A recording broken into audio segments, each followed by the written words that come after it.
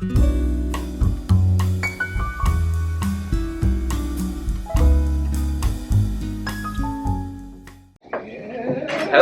from sunny Myrtle Beach. Hey, Christian. how are you doing? And this is Steve Shade, fellow realtor of mine here at White Cart Southern Coast in the Carolina Forest area. Today we're going to be talking a little bit about Steve, actually. Really? Yeah, talk Okay, about you. cool, Talk cool. about you. He's got some pretty cool stories. He's actually been in real estate since around the 80s. 1984 is when I got my license. I was a young buck like Christian here. I was 21 years old, and I sold real estate in the 80s and early 90s. Well, up to 1997 is when I kind of got out of it for a little while. Mm. Yeah, so this is back in the day where, you know, the technology that we use today is totally different. He said the MLS used to be in a phone book. Oh, yeah, it's like dinosaur times versus today. To give you an example, just to show a house, somebody would call. Somebody would call, you would pick up the phone and say, at the time it was, let's say, Century 21. Hi, Steve Shade, Century 21 here. How are you doing? We had no technology, no laptops like we have here on our desk. We had no cell phones. It was all pencil, paper. We did have little beepers, little pagers that you hooked to the side of your belt. Mm-hmm. And whenever somebody needed you, it would beep. Oh, wow. It would beep. And then you look down to see what number it was, and then you would go to a payphone. Yeah. And put a dime or a quarter back then and call them from there, or run to your house, or if you were in the office, close to the office, go to the office. But we were like Clark Kent going to the phone booths. Not to change into Superman, but to throw that quarter in there and call the client. Yeah. But to get back to the MLS book, right now it's on our laptops, it's on our phones, again, probably on your watch if you have one of those watches. Yeah, you can probably pull the MLS up. But back then, like Christian said, it was new. I think when I first started in 1984, we did not even have MLS. We didn't have anything like Paragon here. We didn't have Zillow. You just showed a house. And you worked for, like Century 21 was out there, Coldwell Banker, Independent, stuff like that. Yeah. And you just showed houses. Showed each other houses, but there was no database like MLS. Yeah. And then one day, probably, I'm thinking this was 6 months into my career, maybe a year. So from what I can remember, 1985, we got this thing in another city, 12 miles away. Yeah. Called MLS, Multi-List Service. Yeah. So you were in it before they even... I was in it before we even had Multi-List here, MLS. Okay. So we were like, oh, wow, what is this? What's going on here? However, I was at, this is before I went to Century 21, I was at a brokerage, just a mom and pop place. He was the owner. I'm not going to say his name, but he didn't want to join the multi-list. He did not want to join the MLS. Your owner? Yeah, Okay. Because he wanted to reap the rewards of his own listing, and back then you could sell your own listings and not have an agency disclosure or anything like that. Okay. So you could double dip. Mm-hmm. There were things called pocket listings back then. Pocket listing. A pocket listing was when you wrote the listing up, and then you knew somebody that was going to buy the house.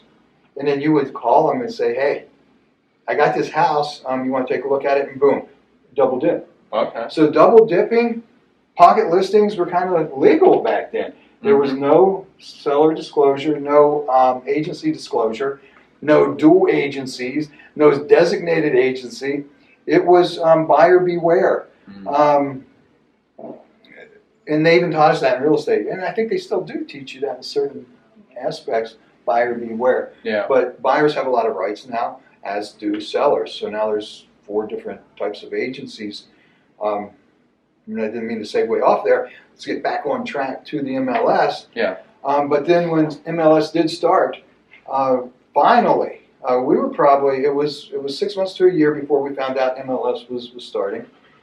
And then probably another 6 months to a year before the owner that I worked with decided to jump on board, because he saw the other agencies out there working together.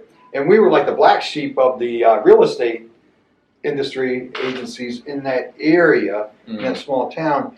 So we found that they didn't want to work with us, and we didn't want to work with them. Wow. So it limited our supply. Mm-hmm. So whenever we had a buyer come in and want to see somebody else's home listed by our competitors, we couldn't show it. Wow. We couldn't show it because we were not in the MLS. Mm. And back then, the Board of Realtors did not own the MLS.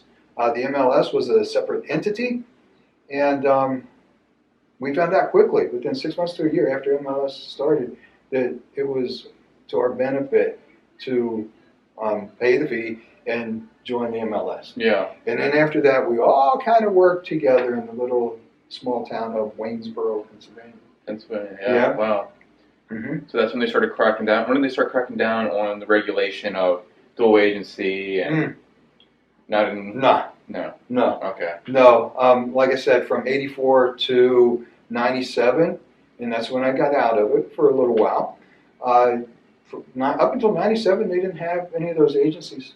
You could still double dip. You could still list a house and sell it. Buyer beware. Mm-hmm. Up until at least 97. I'm not sure when the agency disclosures came in. Okay. But yeah, a lot has changed since then. I A bet. lot has changed. So like I said, when you got that phone call, you met them. I can remember writing contracts, writing offers at 3 o'clock in the morning in the office. 3 o'clock in the morning. Mm-hmm. And people say, well, why'd you do that? Well, the husband worked the second shift. He didn't get off until 2 o'clock in the morning or 2:30. Mm-hmm. His wife worked some wacky hours as well. Yep. And I walked in, the only time they could do it was in the morning. Mm-hmm. I told people back then, I told clients, we didn't have customers or clients back then. Basically, everybody was just, I guess, a client or a customer. We didn't really have that specification back then. Yeah. But I told everybody I work 8 days a week, 25 hours a day. Because without the technology back then, you did. You had to. You did. Yeah. We did open houses on the weekends, and like I said, I wrote that contract at 3 o'clock in the morning.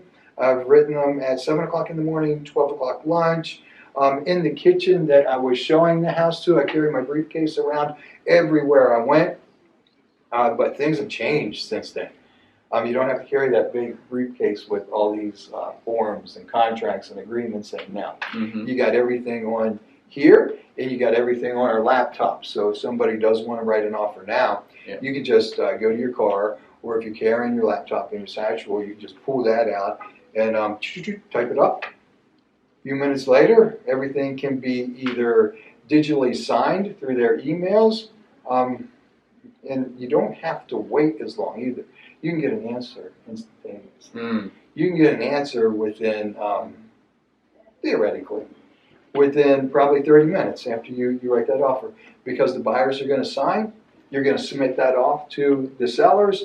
They're going to get their email, open it up. Hopefully they come to a conclusion. At least they're going to look at it within a reasonable time. But back then, you gave them anywhere from 24 to 36 hour notice. Okay. Yeah. Because we didn't have the technology that we have today. Yeah. And I bet it's pretty wacky. On top of that, having people from, 10 hours away, not even coming down here and buying a home, and you send up the contract through email. I mean, that was There was no email back then. Yeah, no email back then. There was but no today, email back then, and that's another thing. You really didn't have, like here in Myrtle Beach, we have 95% of our transactions, our buyers are from out of state, out of the area. 5% are local, which is crazy, but we are in a beach city. We are in a tourist town. Mm-hmm. When I was up in Pennsylvania, it was Waynesboro, Pennsylvania. We had a military base maybe 8 miles away, and we got some business from them. Not a lot. Most of our business were locals.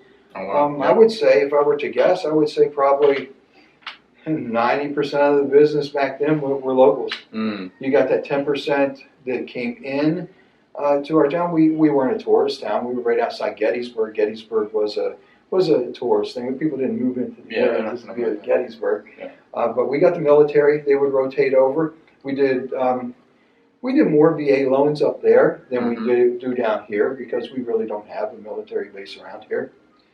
But it was totally different with the relocation system back then. very few relocations from coming into Waynesboro in the 80s and 90s. Unlike here, like I said, 95% of our business here is relocations. Okay. And talk a little bit about how the prices of homes have went up in the last 20 to 30 years. I know back then the average sales price was, what would you say? The average sales price was $50,000 to $60,000 back then in the small town that I lived in.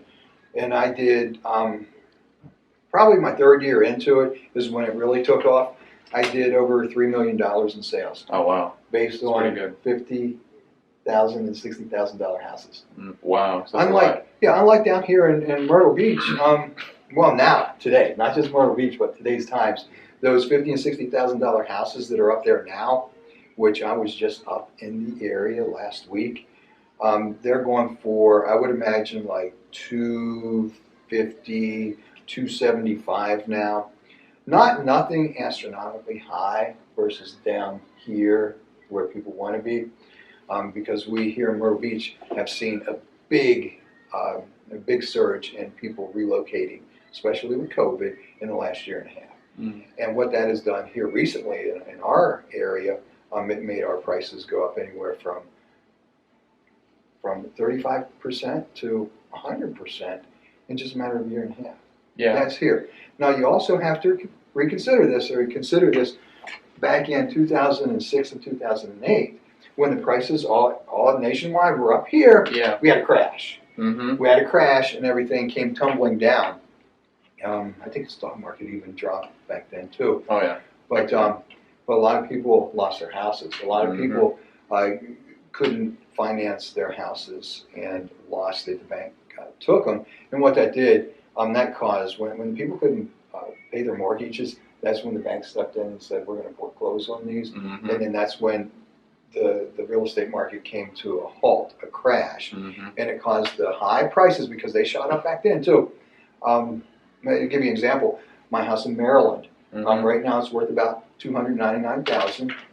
Right before the crash of 2006, 2007, it was worth $375,000. Wow. Yeah. Wow. Yeah, and I paid $93,000 for it just back then, like 5 years before the crash. Wow. So I should have sold it when it was $375,000. Yeah. But I didn't.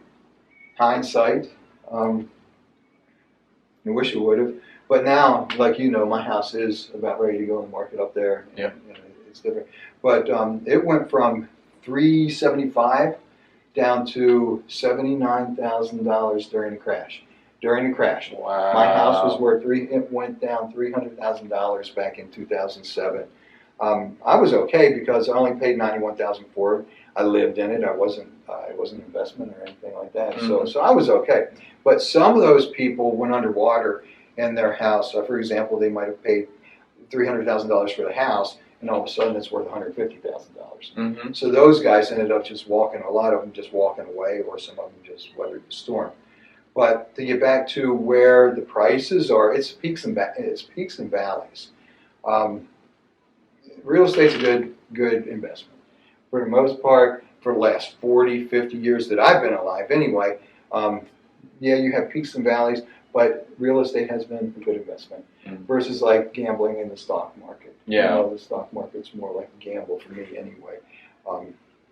But the real estate market, pretty much, except for that one little burp, that one little hiccup, it crashed. But to get back on track, and after 2 years, it came back up. Slowly came back up. Never made it to the $375,000 price range that my house was worth in Maryland. Yeah. But it went back up to about around $300,000. Same thing happened nationwide, and same thing happened down here. My area in Avalon, those houses were selling for, I think they were selling for about, the house that I'm in, about $190,000 to $210,000 right before the crash. Oh yeah. The crash happened, and then all of a sudden, I have a pretty cool house. It's a 4-bedroom, 2-story, 2-car garage, and it's got a swimming pool in the back. But that was probably at the top, I would say, back then, $210,000. Crashed in 2007. I think it was worth $149,000. So almost double to where it lost. And then it took just till recently where it's back up to around, well, it's probably about 280 now. Yeah. But we have seen a stabilization here in the last 3.5 weeks too, where properties were going up on a weekly basis, 3 to 5%, but all of a sudden it stabilized off, if not even dropped in some cases. Yeah, and the time, get back to that point about, the prices here. I mean, this is the highest that the prices were even before the crash, just because the Myrtle Beach area is such a hot market. So many people are moving down here. So that's the case. Yeah, here, the area. And there's pockets throughout the nation too. But we are fortunate because it did bounce back with a vengeance here in Myrtle Beach. Even more so. Not so much like in Pennsylvania where I was describing, but here in Myrtle Beach, we've never seen prices like this ever before here in Myrtle Beach. So it's a good time. It's a good time. People were saying, well, what if it crashes like 2007, 2008 in that area? We don't see it crashing.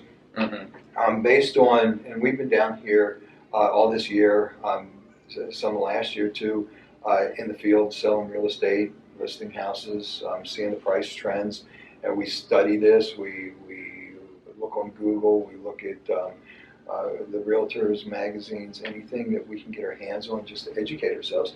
But we don't see a crash. We don't see a crash like 2007, 2008, because this is totally different. Back then it was because of the banks, because of financing. But now it's a different story. People just want out of certain areas of the country because of what's going on. COVID was the big influencer here, I think, that started this price increase. And it's not just here, though. It's nationwide where prices are increasing. But we just went 2 weeks ago, we just became the #1 city where people want to move to. Yeah. It used to be Miami, and now it's Myrtle Beach. Yeah. So that causes the prices to go up. But we don't see the crash happening like it did before. If anything, here's what we predict. We predict it's going to stabilize like it has. And in certain areas, certain suburbs, certain cities here nearby, and I'm talking like Socastee, Surfside, Little River, these areas around Myrtle Beach, in certain subdivisions, we've seen where it's dropped a little bit. Not crashed, but prices, you see a lot of it if for the Zillow people out there. Yeah. You can follow Zillow and you'll see where the Zestimate, and if you want to take that for granted, you can, but it gives you an idea. People that aren't in the business, you can look at Zillow and see the trend. Actually, it was going like that, but now it's stabilizing, and in some places, not every place in Myrtle Beach here, but some places it's actually declining. Yeah. But not all. And a lot of people we've been talking to, people wanting to hold out for the market to stabilize, so I feel like a lot of people are feeling that way. A lot of people are trying to ride off the storm and wait, another 6 months or extend their lease, or whatever they're into, and wait until the prices drop. So, we don't know what's going to happen with the prices. They could just stabilize and stay at this point. They probably will drop a little bit, I imagine. They kind of already are, but let's see where that goes. But we don't see a crash. Definitely not a crash. Definitely not a crash. It's just because here in Myrtle Beach especially, they're not building enough for the demand. It's, basic. They're not building fast enough. Yeah. Yep, the buyers are out there. Right. We got tons of buyers, but the builders can't keep up. Yeah. And that's even causing them to go a year out in advance. Now you come down to buy a house, we can't build it for a year. Yeah, people are buying them too. The supply and demand. Yeah. Carolina and Forth is pretty much built up, and they're building in the small little pockets where they just have a little bit of land left. So. Yeah. Look at Postal Way. Yeah. Postal Way above the post office. They're clearing out something there. There are signs up for to go to the what am I trying to say here?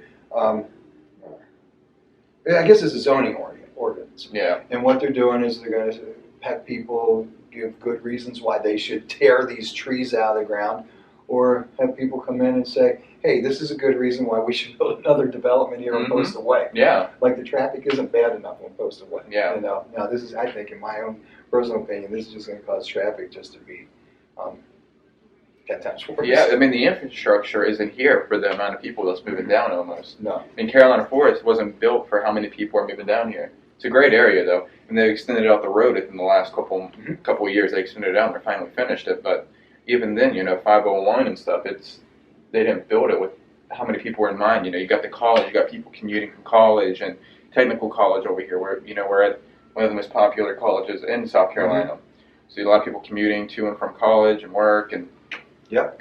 The infrastructure just isn't there. Not counting the tourists. Yeah, not counting the tourists. 501 is a main artery from 95, from the north and the south to get here. Exactly. Luckily, we locals know the back way out.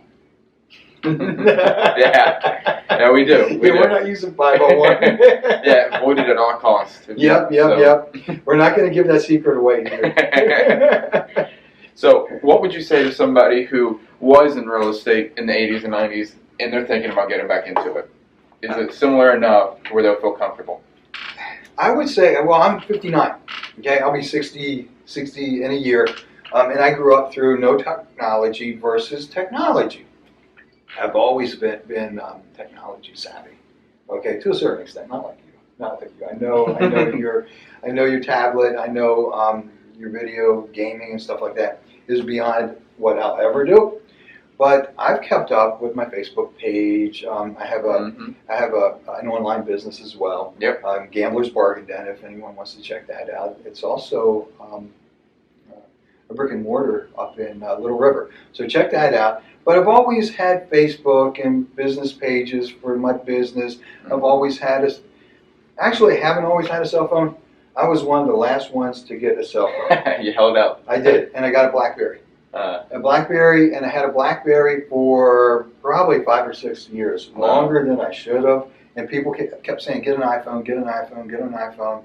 And then finally, I ended up getting an iPhone. But I didn't get my BlackBerry until probably 2004, 2006, something like that. I held out. I didn't want anything to do, because back then I wasn't in the real estate business. I was in the restaurant business, and I just didn't want that extra burden. But since then, I've gotten laptops. I have a desktop at home. I have an office where I do have a lot of electronics. So yeah, for some people my age, they don't want to deal with the technology. And to answer your question, how is it now? For me, it was an ease. It was an ease sliding in. But I can see for some people that aren't computer literate or tech savvy, it could be challenging. Yeah. I tell you, trained a new agent yesterday, and he just went out. He just got his license, and he bought a tablet. Okay. A tablet, and he said, "Steve, I want to hook up this, and that on it. How do you do it?" And I said, "That's easy enough. Let's set it up. Let's go there." He opens it up. It's a Mac. Yeah. Oh no. I know nothing about Macs. It's all HP and stuff like that. So it was quite challenging for me too to find these forms, to even use his keypad and to use his swiper, because I wanted. And I'm doing this on my laptop because that's how I do stuff. Yeah. But then everything's different. All the keys are different. It didn't have a backspace. Yeah. You had to delete. You had to delete stuff. Yeah. So that was challenging for me. But then for him, it took him forever to put the stuff in his tablet, because I said, "Hey." I won't say. Sorry, guys. Video cut off there. But as you were saying. Yeah. Anyway, the Mac versus the IBM, I guess. So I said, I won't say his name again. Sorry, I almost said his name. How long have you had your tablet? Because new real estate agent, never sold real estate in his life. He came from factory work, I believe. Oh, okay. And he said, "Steve, I just bought it yesterday." So he's struggling with it. He didn't know anything about it. I didn't know anything about it, in a form that would have taken me 30 seconds on my laptop. And nothing against Apple. I hear Apple is really good, but I don't know how to use it. He didn't know how to use it. It probably took us 30 minutes to find the form and then put the information in. So It depends. It depends. To answer your question about how it is sliding into the technology in today's times, Yeah. it depends on, I guess, how tech savvy you are with this stuff. Mhm. Because I see how I could be lost, or somebody could be lost if they didn't know what they were doing, because I didn't know what I was doing with that Mac computer. Yeah, I can see that. Yeah. So someone who's maybe a little more comfortable with the computer side and stuff, and people can still assign, ink and paper, but you really have to be able to versatile and be flexible with the way you're doing everything, right? Because you never know who you're going to run into or situations you're going to run into. Right. Somebody might have to head out of town, like you said, they might not be able to sign until the middle of the night. You might just have to send it over. There's a bunch of little small things you And can run into. what about the clients? What about the clients? You have all different walks of life for your clients. Yeah. You have the tech savvy. You have the 80-year-old Yep. that never has seen a computer in their life. Never used one. They've probably seen them, but they've never used one. They don't have a cell phone. So how can you get these electronic contracts over to them? Yeah. You can't. And sometimes they don't even have an email. Yep, you can't. Yeah. So that's when the pen and paper comes in handy. We still use it, but not as much, not near as much with today's technology. It's so much quicker to say, hey, I'll type up all this information you want me to type into the offer or the agreement or the contract. I'll send it over to your email. You open it up, you digitally sign, it sends back to me, and then we work out a deal or not a deal from there. Versus, oh, I got this paper contract, I have to go 10 miles across town and get Grandpa Jones to sign it. Yeah. And I don't mean anything by that. It's just that the 80-year-old person to sign it and come back. Or what if they live in another state? Exactly, yeah. So then what do you do? Sometimes they want you to mail it out, but Right. sometimes it's not a viable option either. Right. I mean, it's a In matter today's of time. market. Yeah, in today's In market, market. it's a matter of time. You don't have 2 days to get everything back and send it over to the other agent. So, If it's a listing agreement, you might. Yeah. But what about today's market where you have 20 multiple offers on a property that just got listed an hour ago or 2 hours ago? Yeah. You don't have that 24 hours to send the paperwork to New York City No, you don't. and get it back. Yeah. You don't have time. So unfortunately, that type of deal, it's not going to be accepted.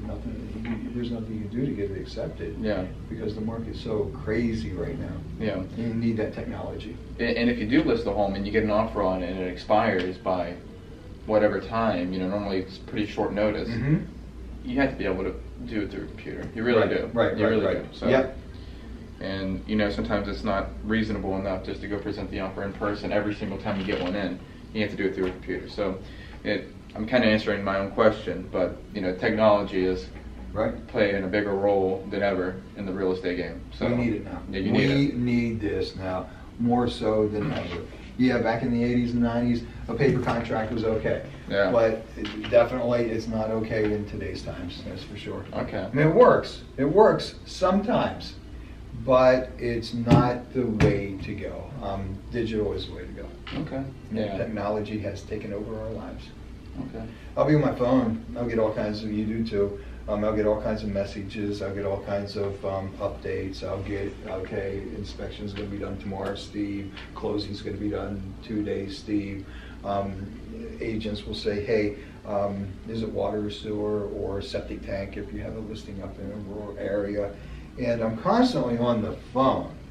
And my wife, kind of sometimes she gets upset at me because I'm there at the dinner table when I'm texting or out at a restaurant and texting, and she says, why do you always have to use your phone? Well, it's part of my business. Yeah, it is. It's part of my life now. Yep. And I think for everybody that has a phone, whether they're in the real estate business or not, it's become part of everybody's lives. It has. It has. Well, do you have any closing statements before I stop the video or anything? What I can say, if there's any people out there that want to try this business, I don't think I answered your question about that either, but I will now. It's good. I think it's a good time to get into the business now. Okay. One, you don't have to sell as many houses to acquire that $1 million or $2 million, That's $3 true. million mark. Just the joy of and just the process of selling a house to a first-time home buyer and seeing their smile and their Oh, yeah. face right before closing, that final walkthrough. I mean, it does everything for me. It puts a smile, it puts an aura on me that I just think it's a rewarding career. Yep. Because you're giving the people something that they want. And we aren't salesmen. We're people that give people what they want. Yeah. That's true. We're giving them a product. We don't sell it. So if anybody wants to get into the real estate business, I think it's a good time. And it's not that hard. You can do a 2-week process. It's a classroom as long as COVID doesn't hinder anything. Get your license in 2 or 3 weeks. You can also do what I did. I took it online, and I took it at my own pace.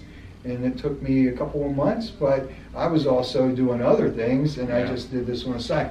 So it's a rewarding career. I would recommend anybody, if you have any questions, give Christian or I a call. Yep. We'll go over everything, the process, how to get your license, where to get them, who to talk to, how much cost, stuff like that, the benefits, the pros, the cons, because there are some cons, but I think the pros outweigh the cons. But in closing, I would say if anybody wants to do that, give us a call. I'm Steve Shade at Weichert. Just type in Google, my name should pop up. My phone number is 843-957-1007. If you want to reach out to me, I'm always available. And then Christian's information. Yes, same. My name's Christian Cline. Also, my phone number is 304-561-5436. I have any questions about getting into the real estate game or, looking down here at all, like I said, you can give either me or Steve a call. I'd be more than glad to help. We kind of got back into it at the same time. So, if you are looking to get into real estate, it is going to take a couple months for you to learn everything. I mean, me and him, we kind of bounced off of each other, learning everything slowly. But now I think we finally got a good solid grip on what we're doing. Yeah. What we're talking And about. get a partner. Yeah, if you don't want to do this alone, get a partner. It helped us. Yeah. We feed off of each other. It's gotten us leads. It's gotten us buyers, sellers, and it's just been a joy. I'm old, he's young, and it seems to work out with us. Okay. Yeah. Well, thank you guys. Yeah, thanks, guys. Have a great day. See you next time.